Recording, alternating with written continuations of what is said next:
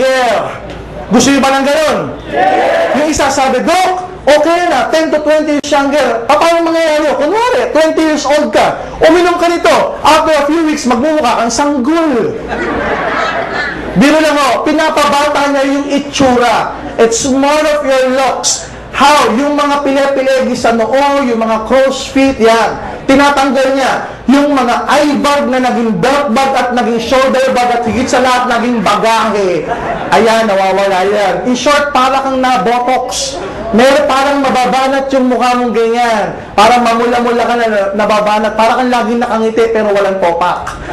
Biro lang ako. Parang kang laging nakasmile na ganyan. May rosy cheeks ang dating sa'yo.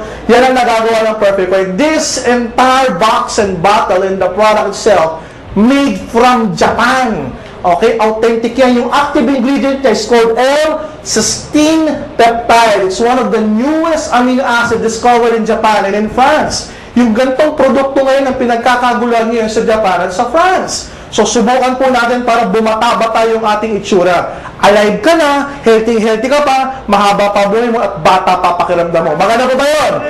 Dahil sa ito'y gawa ng Japan, meron din tayong Japan Trip Promo. Gusto mo bang maging Japayuki? Mali pala yung tanong ko. Gusto mo bang pumunta sa Japan? Ano, mabasa nito. Visa processing without appearance. Ganyan kalapit yung backer natin. Why? Ang manufacturer ng Perfect White is AMS Life and Science. Para din siyang Nature's Way. Pag ikaw nag-qualify dito, ibibigay mo lang yung passport sa amin. After a week, may visa ka na. No appearance. Maganda o napakaganda?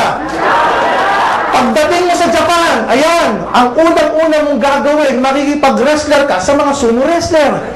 Dadagan ng kanila, di binula, kakain ka na sa katutang na sushi, sashimi, pupunta ka sa Disneyland, at sa Disneyland, si Mickey Mouse hindi nag-i-English. Naghahapon. Pupunta ka sa manufacturing plant, masarap po sa Japan, napakaganda. Next!